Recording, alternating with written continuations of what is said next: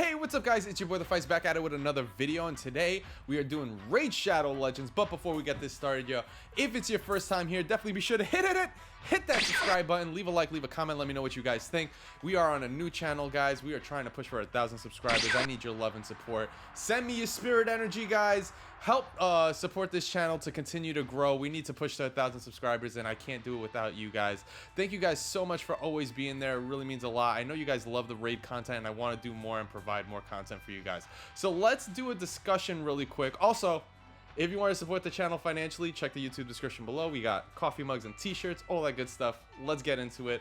And we're going to be talking about Rotos The Lost Groom. We're actually going to do a quick overview discussion on him. I'm definitely very interested in him. He is a really awesome character just based on the way he looks, guys. Kind of my style. I mean, I like long hair. What can you say? That's kind of the thing I roll with. But aesthetically, a really awesome looking character overall. I'm really happy that they dropped this dude. Now, when we do an assessment and breakdown, or at least an overview on him, guys, you definitely don't want to do it from the fusion page, because the fusion page is only going to have stats of a 5-star that's not even ascended. The stats are a complete lie. We need to go and see how he looks when he's fully 6-starred, so we have to go into the index. So let's go into the index, guys. We're going to go to Undead Horde. We're going to go over here. We're going to do an analysis breakdown on this guy. HP wise, he is weak on baseline. I'm going to shift my character, my camera over here, guys. I definitely don't want to block us. I'm so sorry. But like I said, this is going to be a quick overview on what we think about him.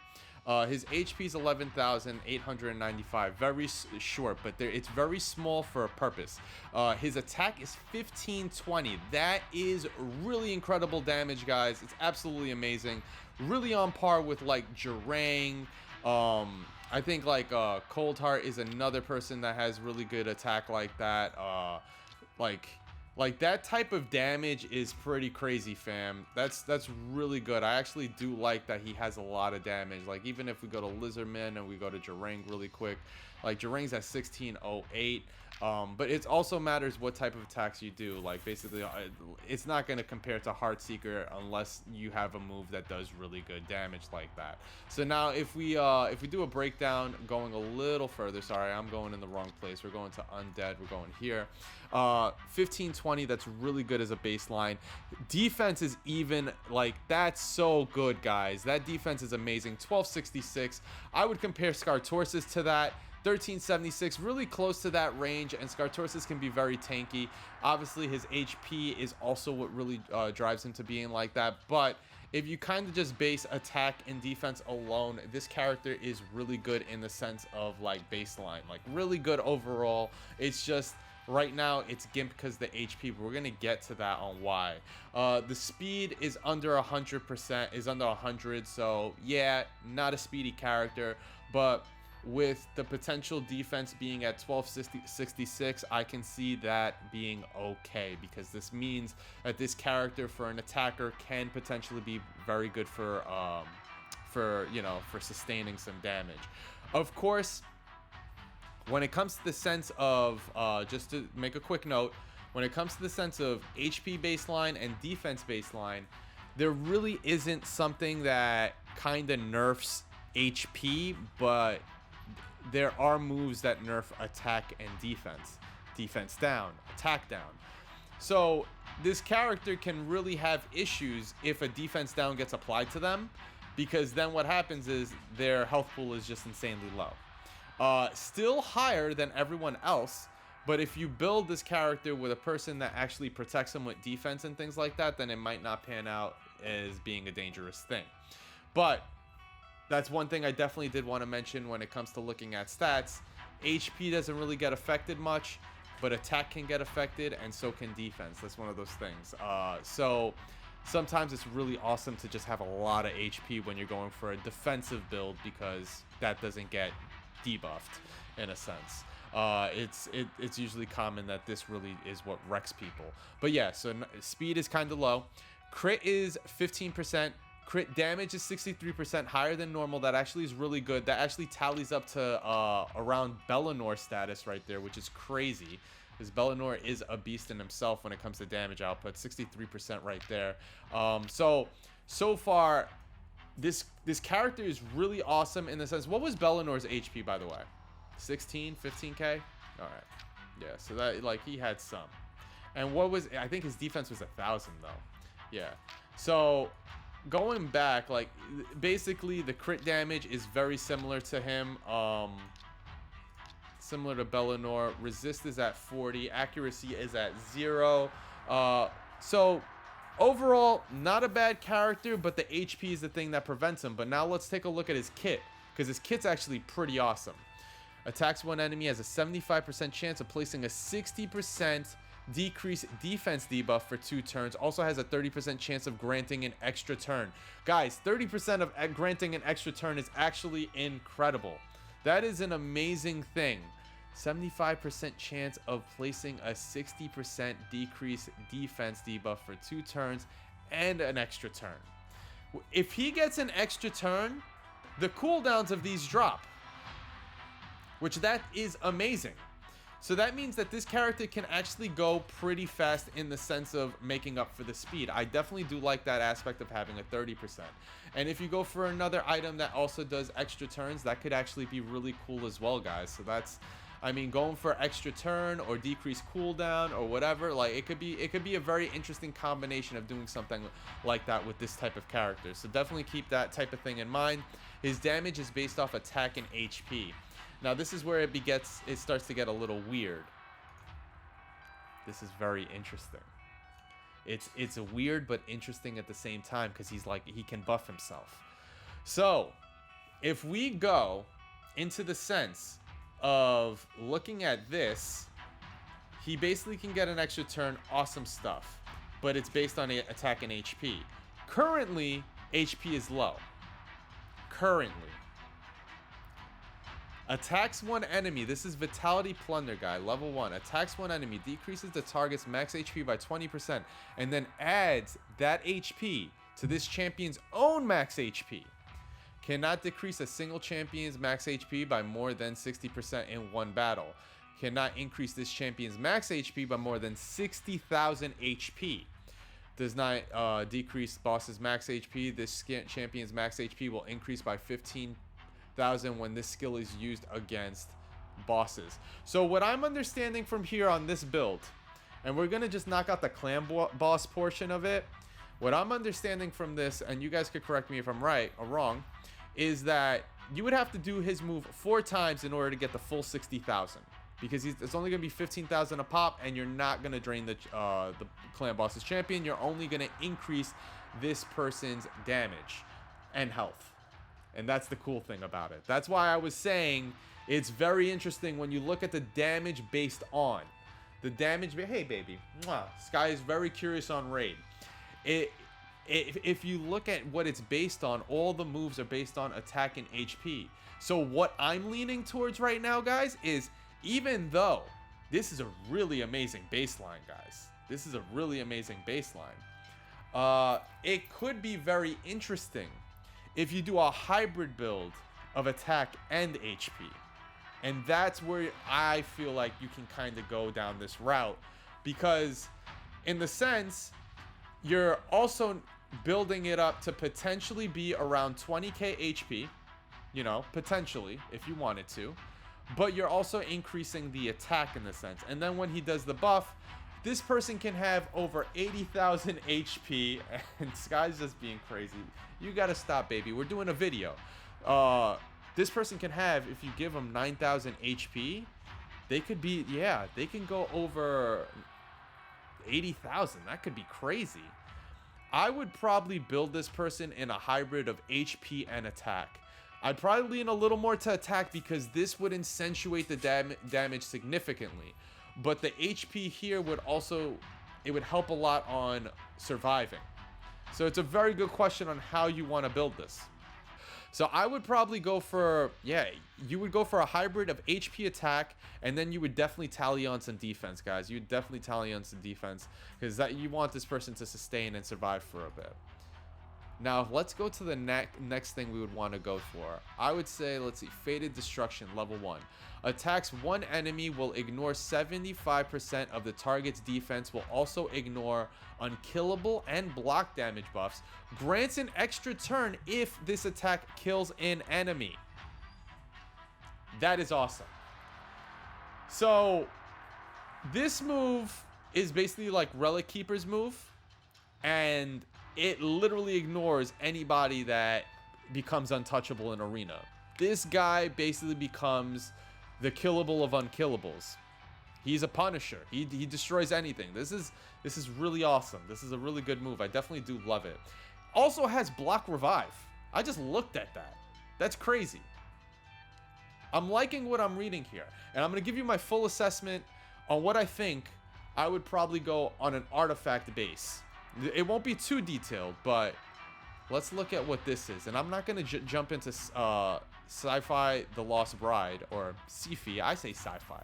Sci-Fi sounds way better. If it had an L, I probably would have said like Sylphy or something like that, but Sci-Fi The Lost Bride. Let's see. Will decrease the damage from a single enemy hit so that incoming damage will not exceed 50% of this champion's max HP from that hit. Can occur once per enemy attack. Grants an extra turn if this damage reduction occurs. Interesting. Does not work against bosses. Decreases the damage taken from bosses by 15%. Decreases the damage taken from bosses by 30 if Sci-Fi The Lost Bride is on the same team. Interesting. I'm sorry, 1 second. Don't do that, baby. Don't scratch the door. she's over there scratching the door. If you hear the little sounds, that's what it is.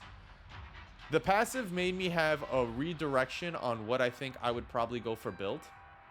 I definitely have a different perspective on what I would go for build for her, I think now. Him now. So now we're doing an assessment. I'm gonna pause really quick. You're gonna probably see me stop the clip, and I'm gonna think about this for a second. All right, guys. So we are back. We are back right now. We did an assessment of Rotos The Lost Groom, and the passive made me change my opinion on the type of build I would go for Rotos. And what I'm gonna suggest, and I wasn't thinking I was gonna suggest this till I read this, and you're gonna hear me out now, is I think I would actually go for lifesteal.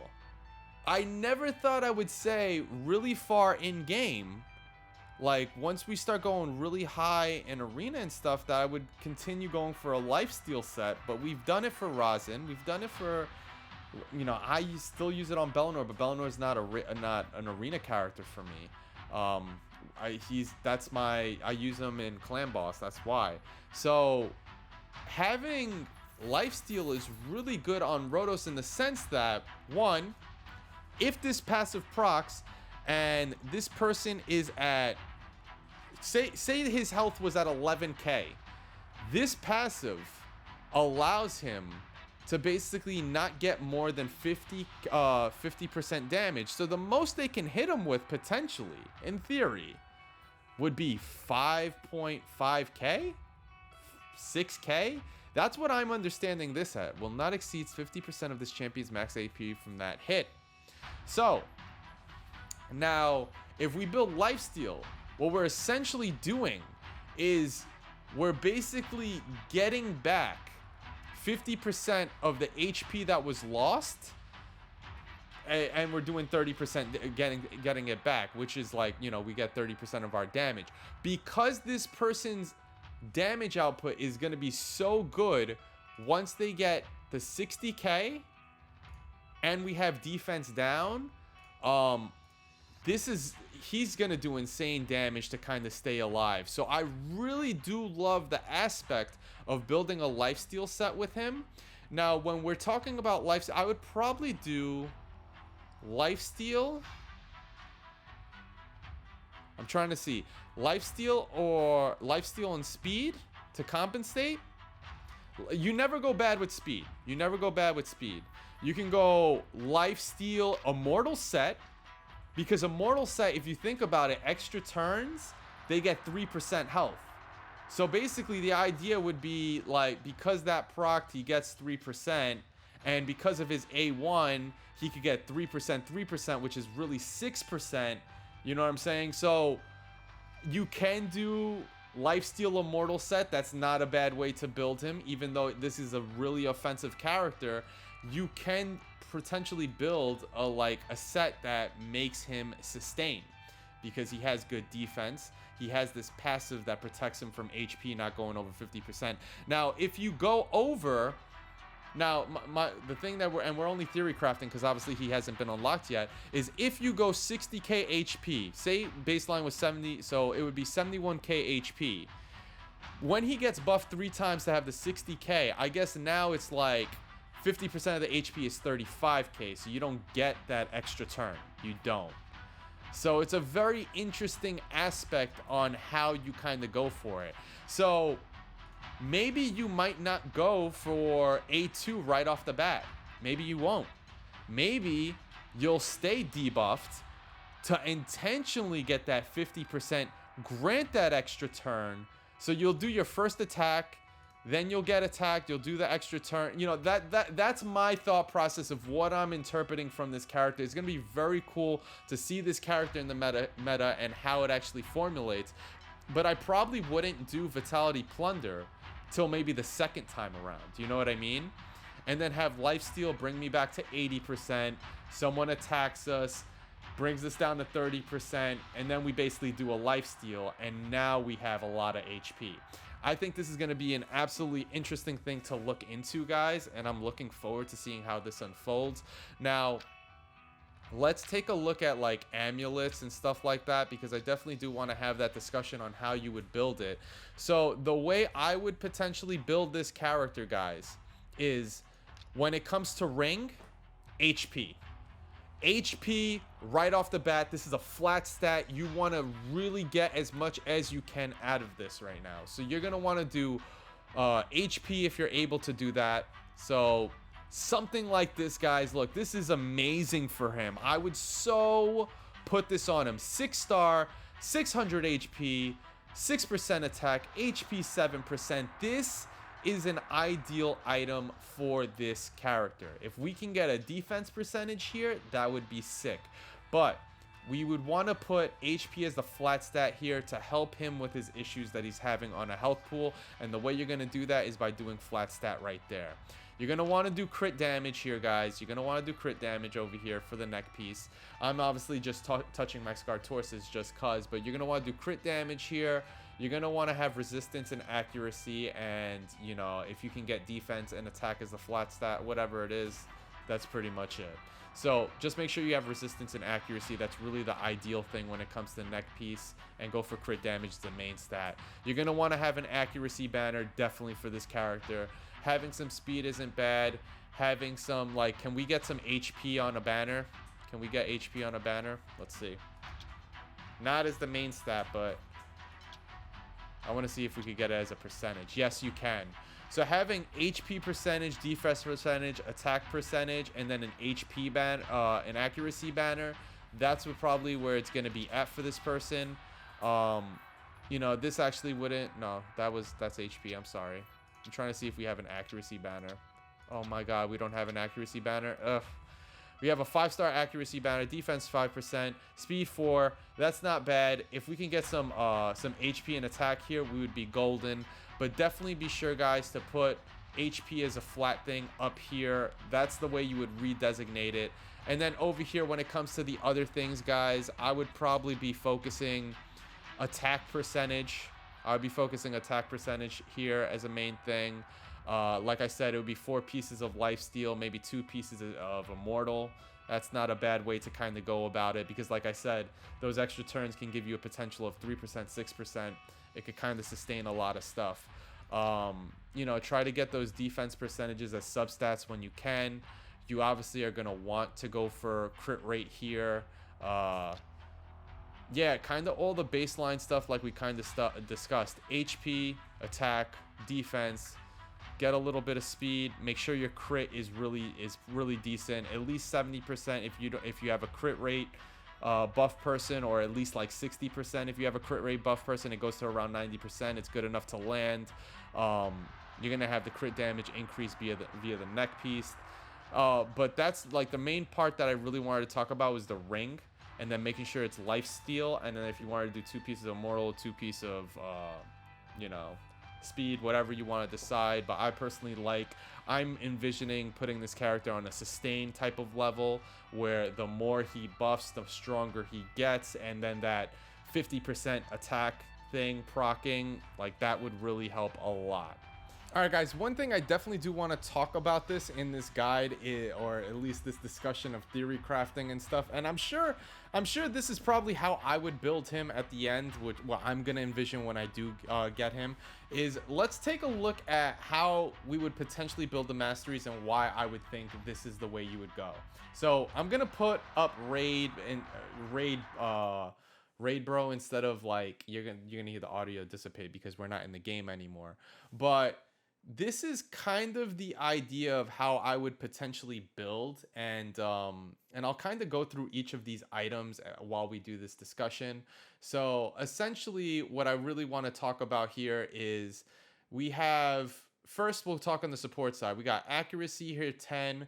We got increased accuracy by 20 when this champion has no skills on cooldown. We have 30% of increase in the turn meter when a debuff cast by this champion is removed or expired. That's not a bad thing right there.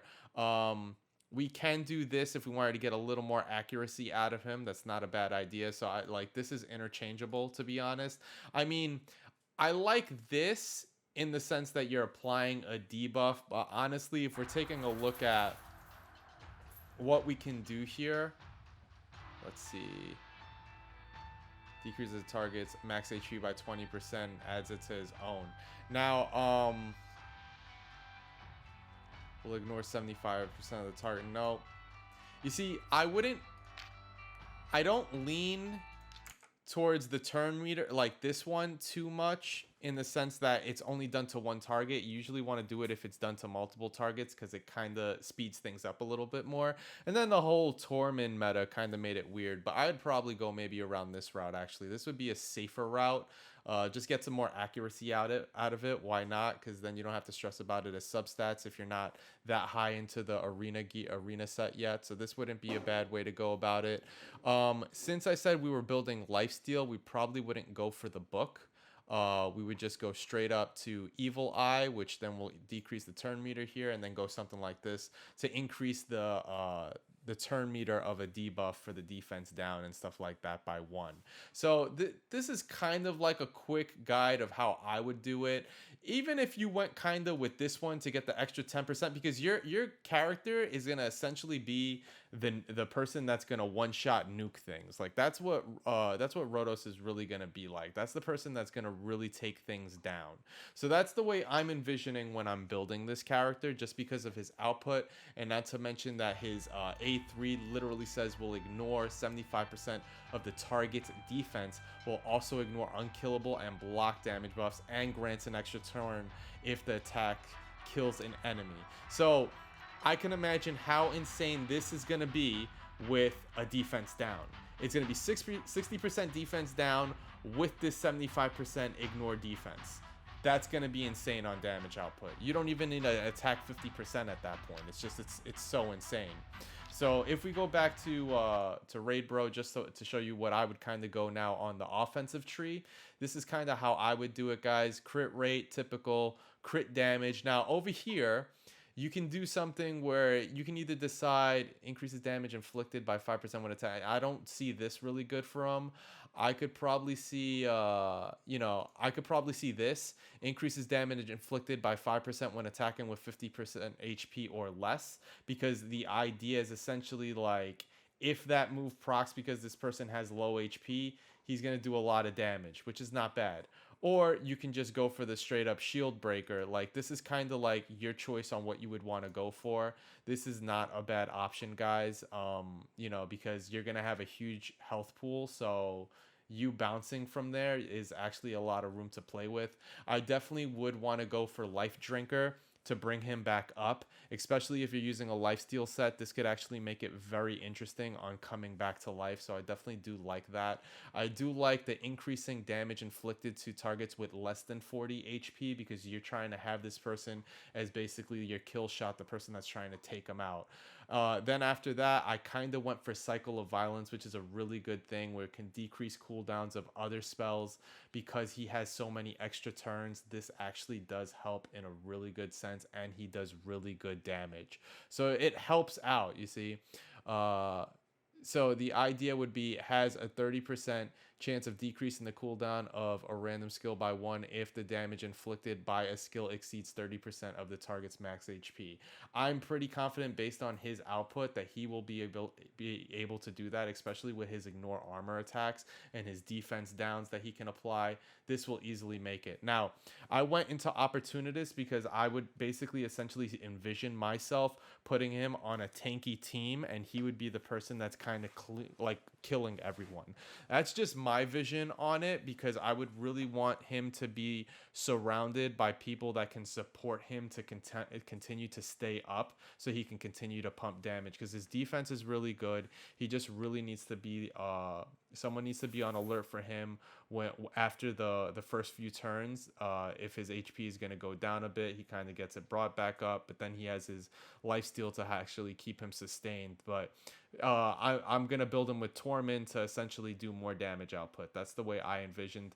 And maybe like at this point, I honestly don't. I could probably replace Madame Ceres, because I would probably have Rotos in there instead, or I would replace Miscreated Monster in my arena team. If you guys ever see me play, we usually have Scarred Torsus, Madame Ceres, Miscreated Monster, and Torment.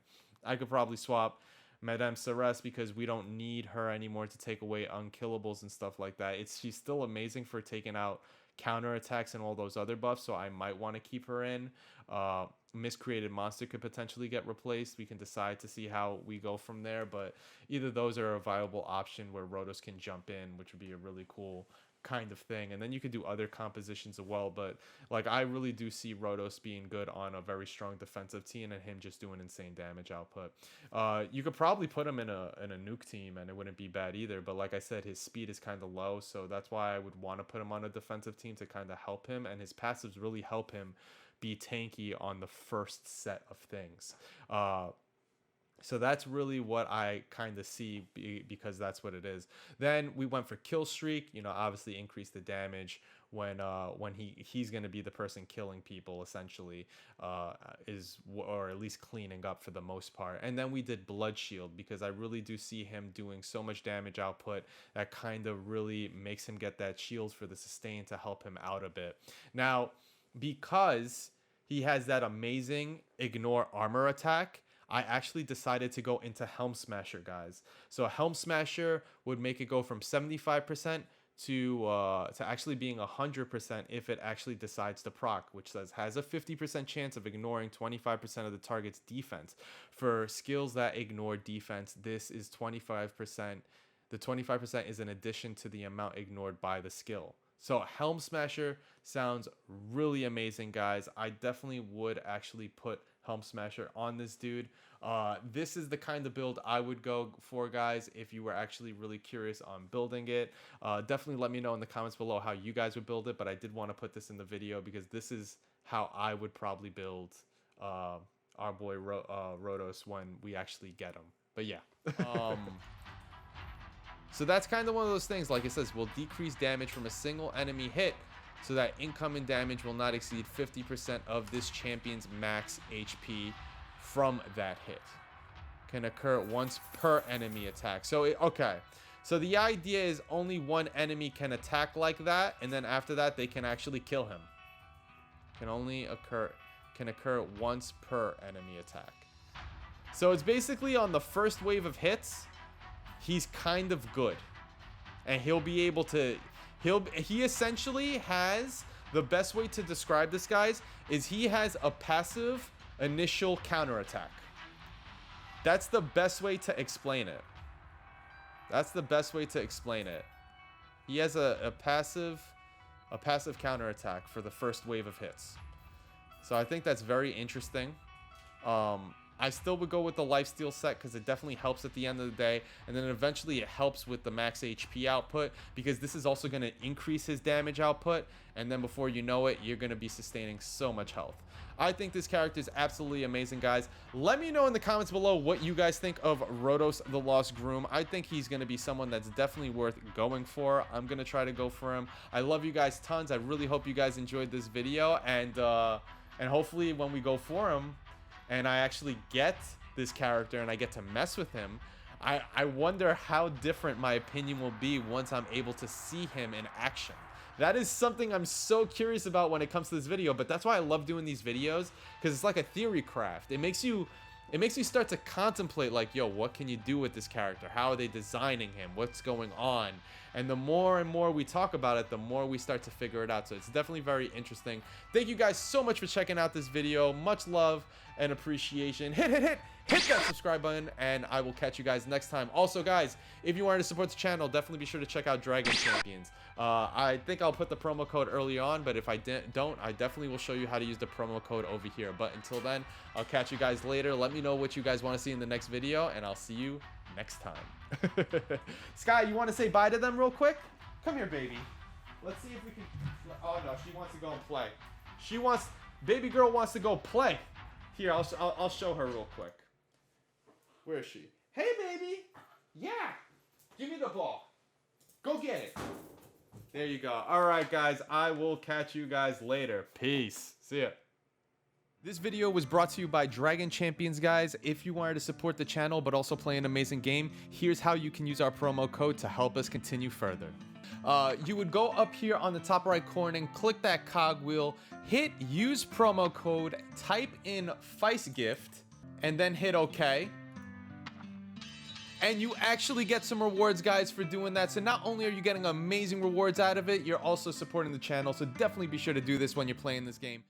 Thank you guys so much for tuning in. Again, if this is your first time here and you're watching from YouTube, definitely be sure to hit that subscribe button. If you ever come to Twitch, definitely be sure to hit that follow button. Come join us on Discord. The link is below in the YouTube description. Also, last but not least, I want to say major shout outs to the sponsors. If you guys also wanted to financially support the stream, definitely be sure to check out that YouTube description below. There is a Patreon link. And if you can't support financially, don't worry, guys. There's other ways you can actually show support. That's getting the word out, sharing the content, letting friends and loved ones know about this this channel. Tell them to come and hang out. Come join us on Discord. You will not regret it. It's the best community / family ever. It says it right there on the freaking board. Yo, thank you guys so much for hanging out. I love you guys so much, and I will catch you guys next time. Let me know in the comments below what you would like to see next, what you think about the video, and so on.